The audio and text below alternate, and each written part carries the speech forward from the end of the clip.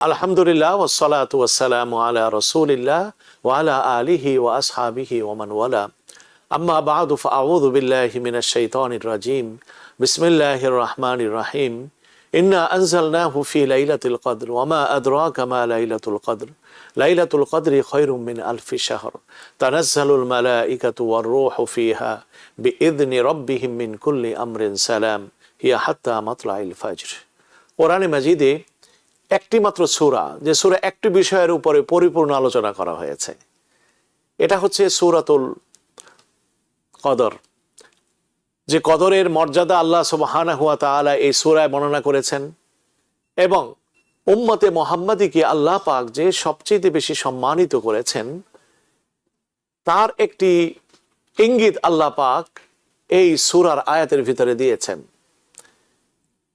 আল্লাহ সুবহানাহু ওয়া তাআলা রাসূল করিম সাল্লাল্লাহু আলাইহি সাল্লামকে বলেন, হে আমার রাসূল, আপনি কি জানেন লাইলাতুল কদরের মর্যাদা কত বেশি? খায়রুম মিন আলফি শাহর, ৮৩ বছর ১,০০০ মাস ইবাদত করলে যে পরিমাণ নৈকট্যশীল বান্দা হতে পারে, সওয়াবের অধিকারী হতে পারে, আল্লাহ সুবহানাহু ওয়া তাআলা এই রাত যাদেরকে নসিব করাবেন তাদেরকে আল্লাহ পাক সেই সুযোগ দান করেন।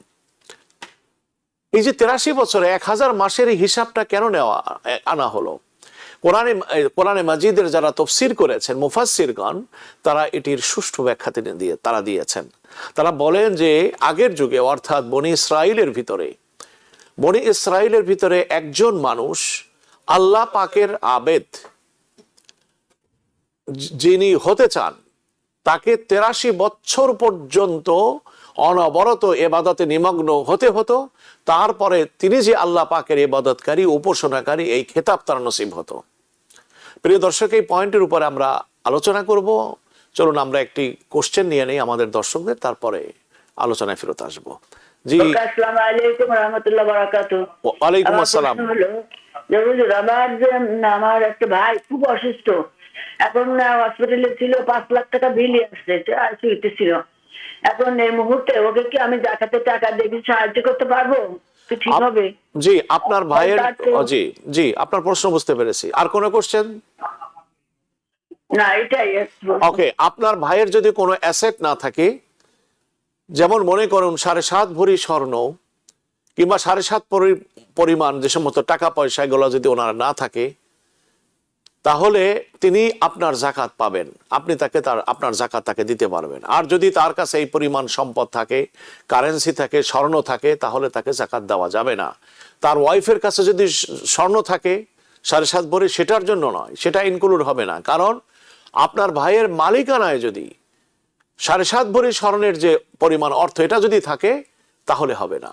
ব্যবসায়ী সম্পদ, যদি তার একটা দোকান আছে, সেই দোকানে ১০ লাখ টাকার মাল আছে, ৭ লাখ টাকার মাল আছে, তাহলে তার এই দোকানের তিনি জাকাত পাবেন না। তাকে আপনি সাধারণ দাম থেকে দিবেন, জাকাত থেকে দিবেন না। জি, প্রিয় দর্শক, আমরা আলোচনা করছিলাম লাইলাতুল কদরের যে ফজিলত, এর মর্যাদা ১,০০০ মাসের চাইতে বেশি কেন। এই প্রসঙ্গে বলছিলাম যে বনি ইসরাইলের ভিতরে, যেহেতু বনি ইসরাইল হলো এমন একটা জাতি যাদের বংশ পরম্পরায় আল্লাহ সুবহানাহু ওয়া তাআলা তাদের কাছে নবী পাঠিয়েছিলেন এবং তারাই তাদের কৃতকর্মের দোষে পরবর্তীতে তারা নবীদের দ্বারা অভিশপ্ত হয়েছেন। আল্লাহ পাক তাদেরকে অভিসম্পাত করেছেন, ফেরেশতারা অভিসম্পাত করেছেন, নবীগণ অভিসম্পাত করেছেন। আল্লাহ পাকের দৃষ্টিতে এই জাতিটি হচ্ছে অভিশপ্ত জাতি, যারা ওই কাজগুলো আঞ্জাম দিয়েছিল তারা। সুতরাং কিন্তু তাদের ভিতরে অনেক পীর আউলিয়া, যেটাকে বলা হয়, এগুলোও ছিল। যালিকা বিআন্না মিনহুম কিসসিসিনা ওয়া রুহবানা ওয়া আন্নাহুম লা ইস্তাকবিরুন। কোরআনে মাজিদে তাদের এই অংশের কিন্তু প্রশংসাও করা হয়েছে। কিন্তু এই যে তাদের ভিতরে এই ইবাদতের এক্সাম্পলটা আসছে কেন, এটার জন্য আমি বললাম যে হযরতে ইসহাক, হযরতে ইব্রাহিম, হযরতে ইসহাক, ইয়াকুব, এখান থেকে শুরু করে ইভেন হযরতে ঈসা আলাইহিস সালাম পর্যন্ত তিনি বনি ইসরাইলদের থেকে ছিলেন। হযরত ঈসা আলাইহিস সালাতু ওয়াস সালাম তিনি বলছেন, ইয়া বানি ইসরাঈলা ইন্নী রাসূলুল্লাহি ইলাইকুম মুসাদ্দিকাল লিমা বাইনা ইয়াদাইহি মিনাত তাওরাত ওয়া মুবাশশিরাম বিরাসূলিন ইয়াতি মিন বাদ ইসমুহু আহমদ। হযরত ঈসা আলাইহিস সালাতু ওয়াস সালাম তিনিও বনি ইসরাইলদের থেকে ছিলেন। তো যাই হোক, তাদের 83 বছর কেউ এক নাগারে এবাদতে নিমগ্ন থাকলেই কেবলমাত্র বিশেষ উপাধি আল্লাহর আবেদ, আল্লাহর এবাদতকারী বান্দার এই স্বীকৃতি সার্টিফিকেট তারা পেত। প্রিয় নবী সাল্লাল্লাহু আলাইহি ওয়াসাল্লামের সামনে সাহাবায়ে কেরাম প্রশ্ন করলেন, ইয়া রাসূলুল্লাহ, 83 বছর তো আমাদের হায়াতই নেই।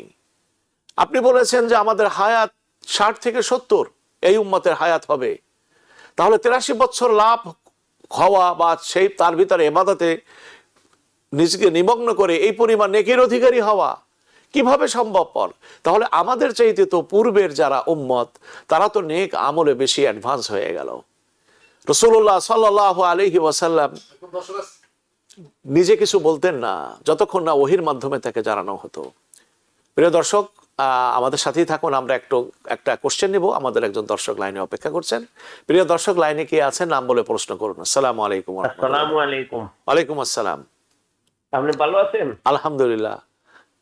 আচ্ছা, আমার প্রশ্নটা হচ্ছে, একজন আলিম বলেছেন যে ওই টাকা বা দিনার রিয়াল কিছুই দিয়া ফিতরা দেওয়া যাবে না। তিনি হাদিস দিয়ে বুঝিয়ে বলছেন যে এইটা গম অথবা আটা এই জাতীয় কিসমিস, মানে রাসূলুল্লাহ সাল্লাল্লাহু আলাইহি ওয়াসাল্লাম যেটা দিবেন এইটা দিতে হবে। তো আমার প্রশ্ন হচ্ছে যে আগেকার যুগে নবী করিম সাল্লাল্লাহু আলাইহি ওয়াসাল্লাম কি দিয়ে ফিতরা দিয়েছেন বা সাহাবাদের আমলে কি দিয়ে?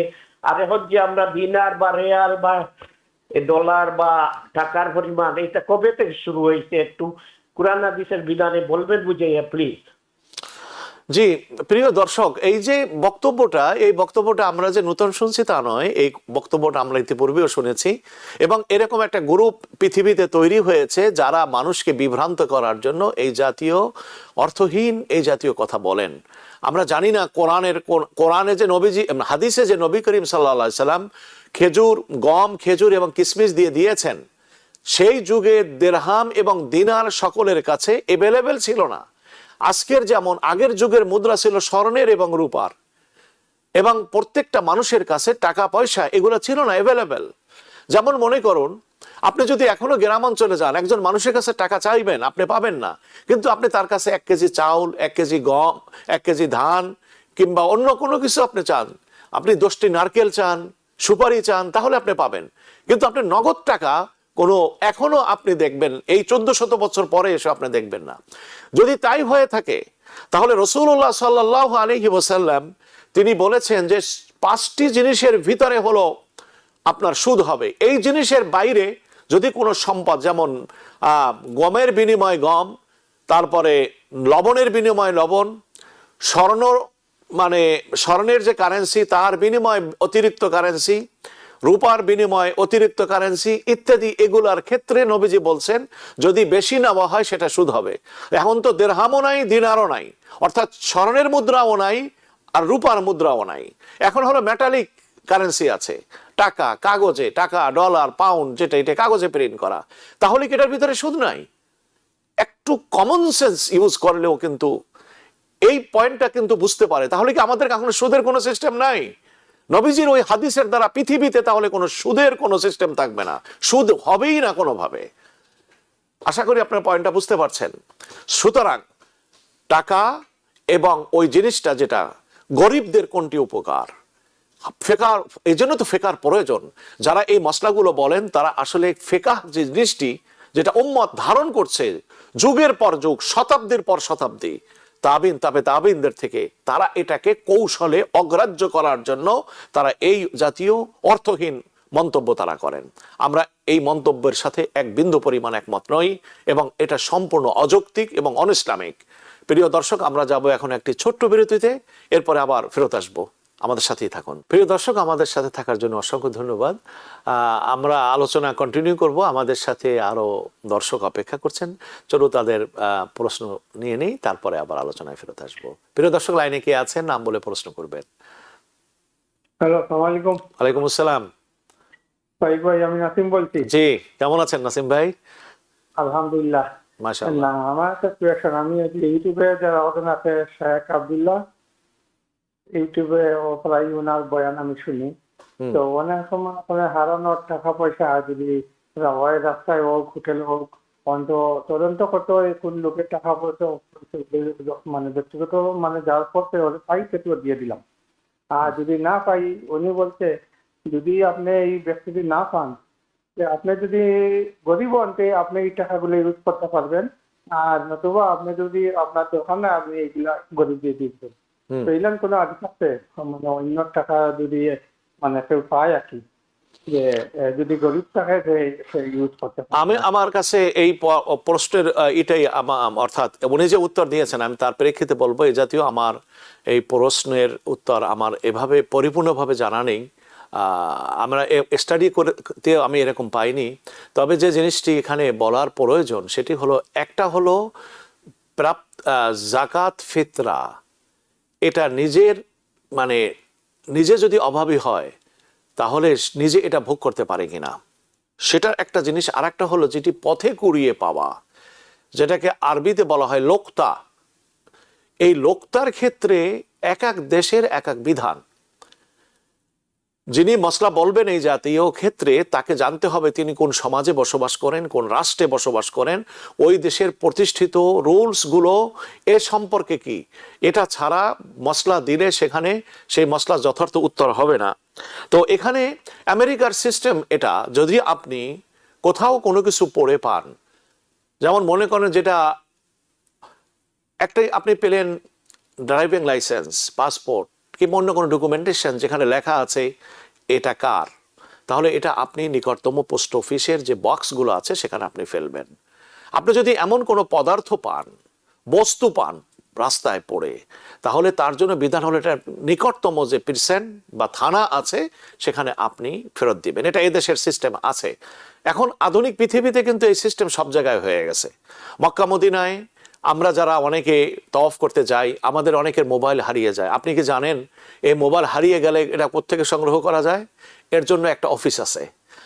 ওখানে যদি আপনি যান কখনো দেখবেন কেউ ওয়ালেট হারিয়েছেন, কেউ স্বর্ণের চেন হারিয়েছেন, কেউ অনেক অনেক গুরুত্বপূর্ণ জিনিস যা হারিয়ে গেছে আপনি ঠিক ওইখানে গেলে ওই জিনিসটি আপনি পেয়ে যাবেন, যদি কেউ এটা না নিয়ে যেয়ে থাকে। কেমন ওখানে গেলে দেখবেন লক্ষ লক্ষ মোবাইল ফোন জমা আছে, ওর ভিতরে যে আপনাকে ওটা বের করে নিয়ে আসতে হবে। আপনার ফোন কোনটা, কোনো ফোন দিবে, ফোন দিয়ে বের করে ফেলবেন যে এটা আপনার ফোন, অনায়াসে সে আপনাকে দিয়ে দিবে। এই সিস্টেম যখন বিদ্যমান আছে তখন সেখানে যদি কেউ গরিব হয়ে থাকে, এমন কোনো অর্থ যদি কুড়িয়ে পান, তাহলে সেটা তার ভক্ষণ করা কিভাবে জায়েজ হতে পারে? এই টাকার সম্পত্তির মালিক তিনি নন, যদি না হয়ে থাকেন তিনি এটা ভোগ করতে পারেন কিভাবে? তারপরে মসলা আছে। পথে কুড়িয়ে পাওয়া কোনো জিনিসের প্রাপ্তির ক্ষেত্রে মসলা ভিন্ন, এটা অন্য অন্য সৎকা দান খাওয়ার মতো নয়। এই পার্থক্যটুকু বুঝতে হবে। আমি জানি না উনি কিভাবে বলছেন বা আপনি কিভাবে শুনছেন, তবে এটা হলো মাসআলা। যদি কোনো জিনিস পথে কুড়িয়ে পাওয়া যায় আর এই সিস্টেম না থাকে, শরীয়তে বলে যে তার জন্য একটা ঘোষণা দিতে হবে। ঘোষণা কি? কোনো পত্রিকায় যেমন এটা জানাতে হবে যে অমুক অমুক জিনিস অমুক দিন এখানে এই পরিমাণ বা এখানে টাকা পাওয়া গেছে, যার হারিয়ে গেছে তিনি উপযুক্ত প্রমাণ দিয়ে নিয়ে নেবেন। এভাবে তাকে ঘোষণা দিতে হবে। ঘোষণা দেওয়ার পরে সার্টেন টাইম তাকে অপেক্ষা করতে হবে, সার্টেন টাইম তাকে অপেক্ষা করতে হবে। তারপরে যদি না পাওয়া যায় তখন এই অর্থটা দান করতে হবে ওই ব্যক্তির নামে যে ব্যক্তির এই টাকাটা, তার সওয়াবের জন্য এটা দান করতে হবে। এটা হলো মাসআলা। এখন এই যে পথে কুড়িয়ে পাওয়ার এই জিনিসগুলোর মাসলা অন্য অন্য বিধানের সাথে এটা এক নয়। হ্যাঁ, একটি হাদিস আছে যেটি আপনি জানতে চাইলেন, যে রসুল করিম সাল্লাল্লাহু আলাইহি সাল্লামের সামনে এক সাহাবী এলেন, এসে বলেন, ইয়া রাসূলুল্লাহ, আমার তো অনেক ক্ষতি হয়ে গেছে। কি? যে আমি তো রোজা রাখছিলাম, ফরজ রোজা, কিন্তু ঘটনাক্রমে আমার স্ত্রীর সাথে আমার সম্পর্ক হয়ে গেছে, এখন আমি কি করতে পারি? তোর বলে যে তোমাকে তো তাহলে একটি রোজার পরিবর্তে তোমাকে তো কমপক্ষে 60টি রোজা রাখতে হবে, আর এই রোজাটা 60টা হলো কাফারা, আর একটা রোজা 61টা রোজা তোমাকে রাখতে হবে।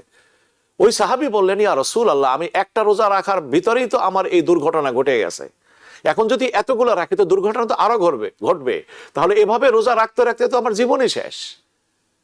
রাসূলুল্লাহ সাল্লাল্লাহু আলাইহি সাল্লাম বলেন, তাহলে তুমি এটার কাফারা দিয়ে দাও, কাফারা দিয়ে দাও। বলেন, ইয়া রাসূলুল্লাহ, কাফারা দেব কোত্থেকে? আমার তো সম্পত্তি নাই।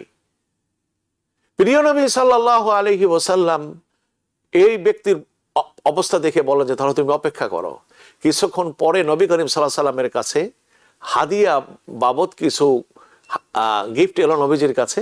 প্রিয় নবী সাল্লাল্লাহু আলাইহি সাল্লাম তাকে ডেকে নিয়ে বললেন, দেখো আল্লাহর বান্দা, তুমি এই জিনিসটা গ্রহণ করো, তুমি এই জিনিসটা তুমি নিয়ে তুমি দান করে দাও অন্য কাউকে, তোমার পক্ষ থেকে যে তুমি যে রোজা রাখতে পারোনি তার কাফারা হিসেবে এটা তুমি দান করো। এই ব্যক্তি তখন নবীজির হাত থেকে গিফট নিয়ে বলেন, ইয়া রাসূলুল্লাহ, এই মদিনার ভিতরে আমার চাইতে গরিব, এইরকম খারাপ গরিব দ্বিতীয় আর একটা আপনি তালাশ করে পাবেন না। নবী করিম সাল্লাল্লাহু আলাইহি সাল্লাম তাকে বললেন এই অবস্থায় যে ঠিক আছে, তুমি এটা নিয়ে তুমি নিজে এটা উপভোগ করতে পারো। নবীজি তার এই আচরণ দেখে এত বেশি হাসছিলেন যে নবীজি তো কখনো মুস্কি হাসি ছাড়া মুখ খুলে কখনো হাসতেন না, কিন্তু এই দিন প্রিয় নবী সাল্লাল্লাহু আলাইহি সাল্লাম এত বেশি হাসছেন যে রসুলের মাড়ির দাঁত পর্যন্ত দেখা গেছে। তো এই ঘটনাকে উপজীব্য করে ওই মশলাটি লোকতার সাথে মিলানো, এটা তো জায়েজ নাই, এটা মেলে না, কারণ দুই জিনিসের দুইটার উৎস দুইটা, সুতরাং দুইটা ভিন্ন ধরনের মাসআলা। লক্তা যেটা পথে কুড়িয়ে আপনি পাবেন সেটা নিকটতম পিরসেন্টে দেবেন, অথবা আপনি ঘোষণা দিবেন, অথবা আপনি ওই জায়গায় কাগজ লাগায় রাখবেন এখানে এই জিনিসগুলো পাওয়া গেছে। দেখুন এখানে আরেকটি মসলা আছে, কোন জিনিস রাস্তায় পতিত হয়ে থাকলে আপনি উঠাবেন কি উঠাবেন না, এই অধিকার আপনার আছে, পরে থাকলে যে উঠাইতে হবে এমন কথা নেই, কিন্তু আপনি যখন এটা উঠাবেন তখন আপনার উপরে আলাদা আর একটা দায়িত্ব আপনার এসে গেছে। কি সেটা, যে এটা যাতে করে এর যা আসল মালিক তার কাছে যাতে এটা পৌঁছানো যায়। আপনি যদি হাত দিয়ে না উঠাতেন তাহলে কিন্তু এই দায়িত্ব আপনার উপরে অর্পিত হতো না। জি, আশা করি আপনি মশলাটি বুঝতে পেরেছেন। জি জি, প্রিয় দর্শক, আপনারা দেখছেন ইসলাম ও জীবন। একজন প্রশ্ন করেছেন যে মান্তব সমাধানের আমরা শেষ প্রান্তে এসেছি, ওয়াখির ইতকুম মিনান নার, যেটা বলা হয়েছে যে লাস্টের 10 ডেজের জাহান্নাম থেকে মুক্তির দিন। আমরা অনেকে শুনছি যে এই হাদিসটার ব্যাপারে সনদের দিক থেকে নাকি একটু কমজোরি, এটা কি কথা কতটুকু সত্য? দেখুন, সনদের কমজোরি খালি সনদে, কমজোরি তো কত জায়গায়। এই উম্মতের কমজোরির শেষ নাই।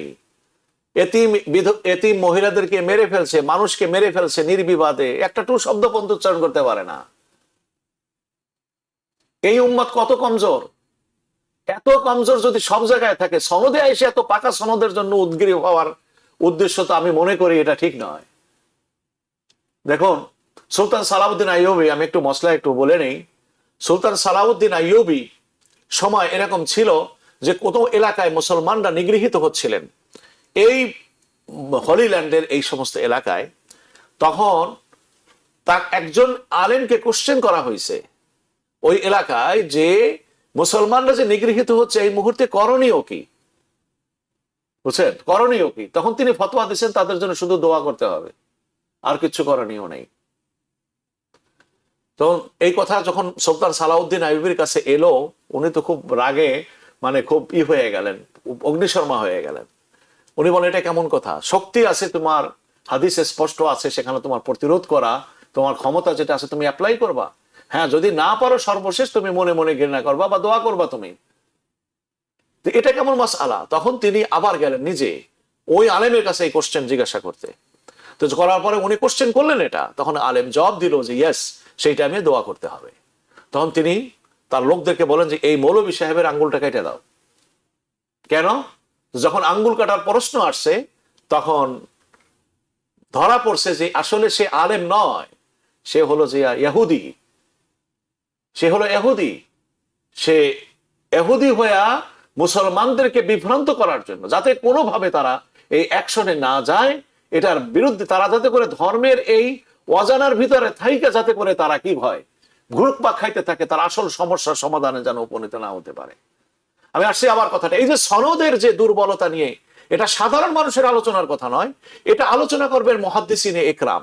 আমাদের সামনে প্রমাণ হচ্ছে এটা, যাদেরকে আমরা মুহাদ্দিস বলে জানি, যারা হাদিস সংকলন করেছেন, তারা এই হাদিসটা তাদের কিতাবে সংকলন করেছেন কেন? এটা যদি সনদের কারণে এটা দুর্বলতা যেটা বলছেন আপনি পরিত্যাজ্য হয়, তাহলে তারা তাদের কিতাবে সংকলন কেন করলেন? এই জন্য এই জাতীয় কথা সাধারণ পর্যায়ে আমরা মনে করি ওলামাদের গবেষণার একটা বিষয় আছে। সনদ এটা কোনটা জয়ীফ, হ্যাঁ, যদি কোন শরীয়তের কোনো বিধান থাকে। দেখুন, আবার মুহাদ্দিসগণ এগ্রি হচ্ছেন, কয়টা বলবো কথা। মুহাদ্দিসগণ এগ্রি যখন যে কোন এর ব্যাপারে, ফজিলতের ব্যাপারে যদি কোনো হাদিস থাকে, সেই হাদিসের সনদ যদি দুর্বল হয়, তারা এই দুর্বলতার দিকে তাকান না। কেননা ফজিলতের দ্বারা কোনো হুকুম সাব্যস্ত হয় না, শরীয়তের কোনো বিধান প্রমাণিত হয় না। এজন্য এই সনদের দুর্বলতাটাকে তারা এটাকে বর্ণনা করার থেকে বিরত থাকার রিজন হিসেবে তারা গ্রহণ করেননি। এটা মনে রাখতে হবে। এবং আরেকটা জিনিস, যে মনে করেন আপনি লাইলাতুল কদরের কথাই বলি, যে নামাজ পড়লে এত বেশি ফজিলত হবে, এত সওয়াব হবে। যদি সনদ থেকে কমজোরও হয়, আর সে যদি নামাজ পড়তে চায় এমনি সওয়াব পাবে। নামাজ তো খারাপ কিছু না, জি না? জি আপনি এই মতো যেটা বললেন যে জি। যে এখানে কোনো হুকুম বা আহকামাতের কোনো ফজিলত, দেখেন মুহাদ্দিসিনদের নামের আপত্তিটা কোথায়, যে ফজিলতের হাদিস দ্বারা কোনো শরীয়তের মসলা সাব্যস্ত হয় না, ওয়াজিব সুন্নাতে মুআক্কাদা এগুলা সাব্যস্ত হয় না। কেমন? ওয়াজিব ফরজ এগুলা সাব্যস্ত হয় না। সহি হাদিস যদি তার খেলাফ থাকে তাহলে সেটা নেওয়া যাবে না। জি কিন্তু এখানে তো খেলাফ যেহেতু নাই, যেহেতু সহি হাদিস এই ব্যাপারে নাই, তাহলে আপনার জয়ব যেটা আছে সেটা আমাকে নিতে হবে না। জি এটাই হলো মুহাদ্দিসগণ এভাবে নিয়েছেন। সুতরাং এই সনদ যে জয়ীফ, এটা একটা নূরানি ধোঁকা এই উম্মতের জন্য সাধারণত পর্যায়ে। এটা আলেমদের ব্যাপার, দুর্বল হাদিস এটা বলে সাধারণ পর্যায়ের আমল ব্যাপার থেকে নয়। কমায় দেন।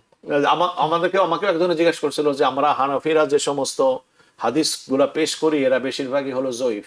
তাই আমি বলছি এটা কোনো সমস্যা নাই, কারণ কোরআন শরীফে আল্লাহ বলছেন ওয়াকুলিকাল ইনসানু দাঈফা, আল্লাহ পাক মানুষকে দুর্বল করে সৃষ্টি করছেন। সুতরাং দুর্বল মানুষের জন্য জয়ীফ হাদিস, জয়ীফই তো বলে তাকে, তো জয়ীফ মানুষের জন্য জয়ীফ হাদিসই যথেষ্ট। জি জি, প্রিয় দর্শক, যে লাইনে আছেন প্রশ্ন করুন। আসসালামু আলাইকুম হুজুর, আপনারা ভালো আছেন? ওয়ালাইকুম জি, আসসালাম। জি হুজুর কাছে আমার দুইটা প্রশ্ন। প্রথম প্রশ্নটা হচ্ছে, আমার হাজবেন্ড রিসেন্টলি মারা গেছেন, তো আমি যখন দোয়া করি আল্লাহ তাআলার কাছে, তখন আমি বলি যে আল্লাহ আমাকে আমার হাজবেন্ডের সাথে জান্নাতুল ফেরদৌসে দেখা করাবেন, এরকম আমি বলি। আসলে এইভাবে আল্লাহ তাআলা কি মানুষজন মারা যাওয়ার পরে জান্নাতুল ফেরদৌসে এইভাবে কি দেখা করান নাকি? আমি একটু জানতে চাচ্ছি এটা। আর আরেকটা প্রশ্ন হচ্ছে যে এই বছরের যে ইচ পার্সনের ফিতরাটা কি একটু বলবেন, আর দোয়া করবেন হুজুর আমার হাজবেন্ডের জন্য, আমার একটা মেয়ে আছে, মেয়েটার জন্য। আসসালামু আলাইকুম। জি, আপনি জানতে চেয়েছেন আপনার হাজবেন্ডের সাথে জান্নাতে সাক্ষাৎ যাতে হয়, সেটাই তো নাকি? এরকম দোয়া করা, এরকম দোয়া করে এরকম। জি, এটা তো হযরতে ইউসুফ আলাইহিস সালাতু ওয়াস সালাম এরকম তিনি দোয়া করছেন, রব্বি কদ আতাইতানি মিনাল মুলকি ওয়া আল্লামতানি মিন তা'বিরিল হাদিস তাওয়াফানি মুসলিমা ওয়া আলহিকনি বিসসালিহিন। এটা আয়াতের শেষে হচ্ছে ফাতিরিস সামাওয়াতি ওয়াল আরদি আনতা ওয়ালিয়্যি ফিদ দুনিয়া ওয়াল আখিরাহ তাওয়াফানি মুসলিমা ওয়া আলহিকনি বিসসালিহিন। যারা নেককার, যাদের জন্য আপনার ক্ষমা হবে, যারা জান্নাত পাবে, তাদের অন্তর্গত আপনি আমাকে করুন। আপনার স্বামী যদি জান্নাতি হন, অবশ্যই আপনি জান্নাতে আপনি যাবেন, আল্লাহ পাক আপনাকে জান্নাত দিবেন। ওই স্বামীর সুযোগে আল্লাহ সুবহানাহু ওয়া তাআলা জান্নাতের পথ আপনার জন্য সুগম করবেন।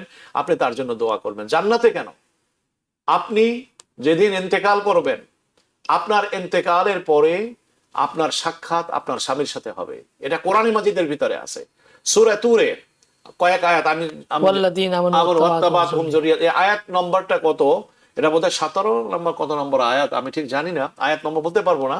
যাই 3-4 কত 10 আয়াতের পরে তালাশ করলে আপনারা পাবেন। ওয়াল্লাযীনা আমানু ওয়াত্তাবাতুহুম যুররিয়াতুহুম বিঈমানিন আলহাকনা বিহিম যুররিয়াতাহুম ওয়া মা আলাতনাহুম মিন আমালিহিম মিন শাই। 21 নম্বর আয়াত। 21 নম্বর আয়াত সূরা তুরের 27 পারায় এই আয়াতে বলছে। 21 নম্বর আয়াত আপনি দেখে নেবেন। আলহাকনা বিহিম যুররিয়াতাহুম, তাদের আত্মীয়দেরকে, সন্তান সন্ততিদেরকে আমি মৃত্যুর পরে তাদের সাক্ষাৎ করাই দেব আমি। সুতরাং একজন মুমিনের জিন্দেগি, এজন্য তো আমরা সবসময় বলি, ইসলামের এটা বক্তব্য যে মানুষের মৃত্যুর দ্বারা মানুষ কিছু হারায় না, বরং আমরা যারা জীবিত থাকি তারা মৃত্যু ব্যক্তির থেকে আমরা বঞ্চিত হই। যিনি মৃত্যুবরণ করেন ঈমানের দৌলতে, আল্লাহ পাক তাদের সমস্ত আত্মীয় স্বজনের সাথে তার সাক্ষাৎ করায় দেয়। কিভাবে আলমে বরজাকে সাক্ষাৎ করান এটা আল্লাহ পাক ভালো জানেন, এর কোনো ব্যাখ্যা নেই। তবে কোরআনে এটা বলছে যে আল্লাহ পাক তাদের সাক্ষাৎ করায় দেন। তাহলে এভাবে যদি তালাশ করি তাহলে দেখব আমার পিতা, আমার পিতার পিতা, দাদা, তালই এভাবে যেতে যেতে হযরতে আদম আলাইহিস সালাম পর্যন্ত, আর মা থেকে মা, নানি, এভাবে নানির মা, এভাবে যেতে যেতে হযরতে হাওয়া পর্যন্ত সকলের সাথে সাক্ষাৎ হয়ে যায়। আমরা বেঁচে থাকলে কয়জনের সাথে সাক্ষাৎ করতে পারি? আমার সন্তান, নাতির ঘরের পুতি, এর চাইতে বেশি নয়। এর চাইতে বেশি নয়। কিন্তু মৃত্যুর পরে সমস্ত আত্মীয় স্বজন যারা ইতিপূর্বে চলে গেছে, বেঁচে থেকে আমরা দেখতে পাই না, কিন্তু তারা পাবে। আপনার স্বামীকে আল্লাহ সুবহানাহু ওয়া তাআলা জান্নাতবাসী করুন, আমরা দোয়া করি, এবং আল্লাহ পাক তার জন্য দোয়া করার তৌফিক আপনাকে আরো দান করুন, আপনি তার সাথে মৃত্যুর পরে সাক্ষাৎ করতে পারবেন। জি জি, প্রিয় দর্শক, আপনারা দেখছেন ইসলাম ছোট্ট বিরতি যাচ্ছি, বিরতি পরে আমাদের সাথে থাকবেন ইনশাআল্লাহ। প্রিয় দর্শক, যিনি লাইনে আছেন প্রশ্ন বলুন। হ্যালো, জি শুনছি, বলুন। আসসালামু আলাইকুম ওয়া রাহমাতুল্লাহি ওয়া বারাকাতুহু। ওয়ালাইকুম আসসালাম। হুজুর, আপনার কাছে আমার ছোট ছোট 3টা প্রশ্ন, দয়া করে উত্তর দিলে আমি খুশি হব যদি সম্ভব হয়। আমার প্রথম প্রশ্ন হচ্ছে যে আমার হাজবেন্ড মারা গেছে এবং আমার 2টা সন্তানও চলে গেছে। একটা পেটের থেকেই চলে গেছেন, আমি অসুস্থ ছিলাম, আর একটা 22 বছর বয়স রোড অ্যাক্সিডেন্টে মারা গেছেন। তো আমি কি আমার এই সন্তানের সঙ্গে, স্বামীর সঙ্গে কি দেখা করতে পারবো? আল্লাহ কি আমাকে দেখা করাবে জি, যেদিন যদি ইমানের সাথে দুনিয়া থেকে আমরা যেতে পারি, তাহলে আমাদের আত্মীয় স্বজন যারা ক্লোজ, যারা আমার আপন, যাদেরকে দেখে চক্ষু শীতল হয়, তাদের সকলের সাথে আল্লাহ পাক সাক্ষাৎ করাই দিবেন। এটাই কোরআন শরীফের আয়াতে, এই যে 21 নম্বর আয়াত সূরা তুরে, আপনার কোশ্চেন করার আগেই আমাদের এক সিস্টার যে কোশ্চেন করেছিলেন তার জবাবে আমরা বলেছি আপনি সাক্ষাৎ তাদের সাথে পাবেন। জি জি, আমার আরেকটা প্রশ্ন হুজুর, যে আমার 1 লক্ষ টাকা আরেকজনের নামে দেশে ইসলামিক ব্যাংকে ফিক্সড করা আছে। আমার নাম নাই, নমিনি একজন এবং অ্যাকাউন্ট হোল্ডারও আরেকজন। এইটার কি আমার জাকাত দিতে হবে? জি, এই টাকার মালিক আপনি, নাম আর একজনের থাকুক, সেটা আপনি কাগজে লিখছেন, কিন্তু তিনি মালিক নন, মালিক হচ্ছেন আপনি। সুতরাং এই টাকাটাকে ব্যবহার করা, এই টাকাটাকে ভোগ করা ইত্যাদি সমস্ত কিছুর অধিকার আপনার।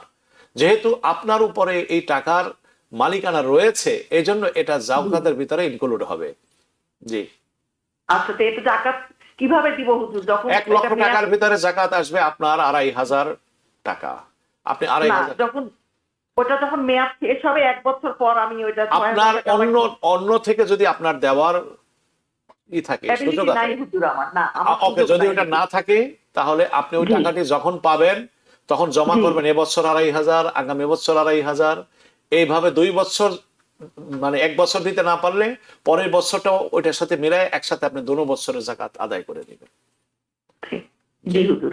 আর আরেকটা প্রশ্ন হচ্ছে, ছোট্ট হুজুর, আরেকটা প্রশ্ন হচ্ছে যে আমার $4,700 মতো আছে।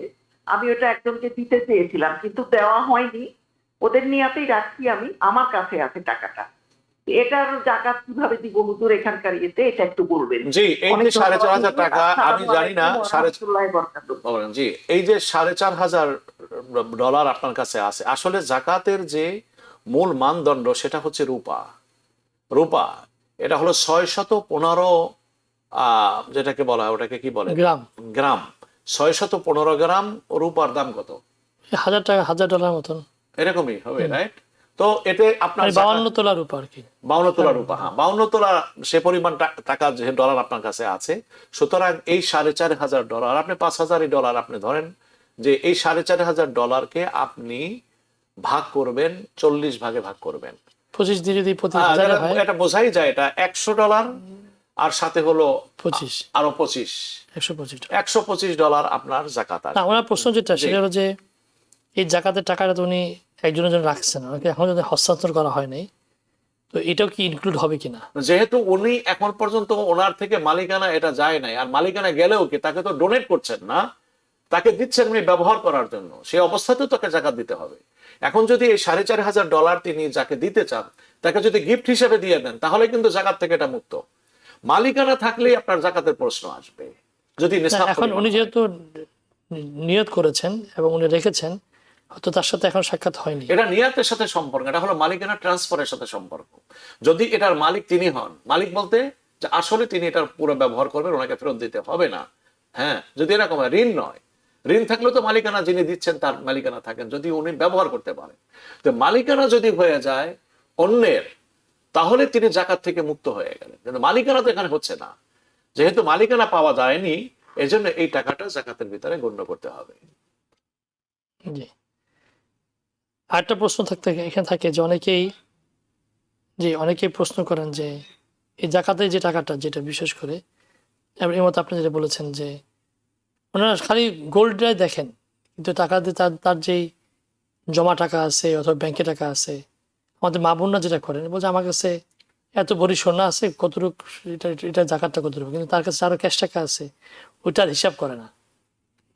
জি জি, না যাদের কাছে আলাদা টাকা নাই ওনাদেরকে বলতে হবে যে স্বর্ণের ভরি তো এখন কত $1000, বা সে স্বর্ণের ভরি সেল দিছে জ্যাকসন হাইটে মোটে $500, তাহলে দেখা যাবে যে টাকা কোথায় আছে কি নাই। সাধারণত এই জিনিসের প্রতি আকর্ষণ বেশি থাকে, যেভাবেই হোক না কেন আমরা এটা আদায় করার চেষ্টা করি। একটা জিনিসের প্রতি যদি আমাদের গুরুত্ব থাকে তখন তার জন্য উপায় বের হয়ে যায়। আমি এটা বোঝাবার জন্য আসলে এই উপমাটি নিয়ে আসছি। দেখুন, 1 নম্বর হলো স্বর্ণ ব্যবহার করার ক্ষেত্রে শরীয়তের বিধান কি। মহিলারা যদি স্বর্ণ ব্যবহার না করে এটা উত্তম, কিন্তু যদি স্বর্ণ ব্যবহার করতে চায় তাহলে তাদের জন্য অনুমতি আছে। আমাদের ভারত উপমহাদেশের মহিলারা কিংবা এশিয়ান মানুষেরা স্বর্ণের প্রতি যত লালায়িত, আপনি দেখবেন ওয়েস্টার্ন এসে কিন্তু আপনি এই জিনিসটার আপনি এতটা না, এটা ওনাদের মাথার মধ্যে থাকে যে এটা একটা সম্পদ হিসাবে আমার কাছে উচিত আসলো। বিপদ আপদে আমার দেখবেন ছেলে বা বাংলাদেশ থেকে সৌদি আরবে যাচ্ছে, লাস্ট মোমেন্টে কোনো পয়সা নাই, মায়ের গলার হার, মায়ের চোখের হাতের যে চুড়ি, কানের দুল বিক্রি করে দিয়ে তার যে টাকাটা সেটা ছেলেকে দিচ্ছে, এটা সম্পদ হিসেবে রাখে। যাক, আমাদের একজন প্রশ্ন করছেন যে বেশ অনেক দিন থেকে কিছু জমানো টাকার জাকাত দিয়ে আসছিলাম, গত বছরও দিয়েছি, সেখান থেকে কিছু টাকা মাসিক খরচের জন্য তুলে নিয়েছি, যার মেয়াদ মোটামুটি 11 মাস হয়েছিল। এই উঠানো টাকার অল্প কিছু এখনো অবশিষ্ট আছে, যার মেয়াদ আরো 1 মাস পার হয়েছে। এখন জাকাত হিসেবে করব কিভাবে? পরিমাণ কমে গেলেও এখনো বাকি টাকা জাকাত দিচ্ছি। আপনার এই জাকাতের হিসাবের সময় অবশিষ্ট যে পরিমাণ টাকা রয়েছে আপনি সেটাকে জাকাতের ভিতরে গণ্য করবেন, যদি সেটি নিসাব পরিমাণ হয়। আর যদি ওই টাকা আপনার কাছে, ওই টাকাটা যদি নিসাব পরিমাণ না হয় তাহলে আপনাকে জাকাত দিতে হবে না। জি, ওটা হিসাবটা কি, মানে চাঁদের মাস হিসাবে করবে নাকি না? না না, আমি ওটা বলছি না। আমি বলছি যে উনি যখন হিসাব করছেন গতবারে যে টাইমে, এখন এই টাইমে করবেন। এখন ওনার যে টাকা দিছেন উনি, টাকাটা তো অন্য কাজে কিছু ব্যয় হয়ে গেছে, অবশিষ্ট কিছু আছে। যতটা অবশিষ্ট থাকবে জাকাতের হিসাবের সময় ওই টাকাটাকে জাকাতের ভিতরে এনে গণ্য করতে হবে। যেটা বেরিয়ে গেছে এটার জাকাত দিতে হবে না। জাকাতের হিসাবের সময়, জাকাতের 2 দিন আগে, 1 দিন আগে জাকাতের হিসাবের টাকাটা বেরিয়ে গেছে, ওটাও জাকাত থেকে বেরিয়ে যাবে, যেটা হাতে উপস্থিত বিদ্যমান। মানে কথা যে আপনি জাকাত দিচ্ছেন প্রতি মাসের, এই রমজান মাসের 20 রোজাতে, এই 20 রোজা এসে দেখতে আমার কাছে কত টাকা আছে, ঠিক না? সেটার উপর যদি একদিন আগেও যদি 5 লাখ টাকা চলে যায় সেটা বাজবে। আবার যদি অ্যাড হয় অনেকে এটা মনে করেন যে ওই যেটা অ্যাড হইলো সেটা 12 মাস হতে হবে। জি না, এটা নয়। ঠিক আছে মাওলানা ফাইকুদ্দিন সাহেব, ধন্যবাদ। আপনি আমার অনুপস্থিতিতে লম্বা চড়া সময় কাটিয়েছেন। আল্লাহ সুবহানাহু ওয়া তাআলা আমাদের এই কামলটাকে কবুল করুন। প্রিয় দর্শক, আপনাদের ইসলাম জীবন, আমরা রমজানের শেষ পর্যন্ত আমাদের এই প্রোগ্রাম পরিচালনা করে যাবো ইনশাআল্লাহ। আমাদের থাকবেন এই আশা রেখে আজকের মতন ইসলাম জীবন শেষ করছি। আর একটি ছোট্ট অনুরোধ থাকবে, সেটি হলো যে আপনারা মাশাআল্লাহ আমাদের সাথে থাকেন, প্রশ্ন করুন। আল্লাহ আপনাদের এই প্রশ্নের মধ্যে এবং আপনাদের এই সোয়াল জবাবের মধ্যে যেন আমাদের বরকত দান করেন, এই সুযোগ আল্লাহ আমাদের করে দেন। আজকে আমাদের শেষ করছি ইসলাম জীবন। আসসালামু আলাইকুম ওয়া রাহমাতুল্লাহি ওয়া বারাকাতুহু।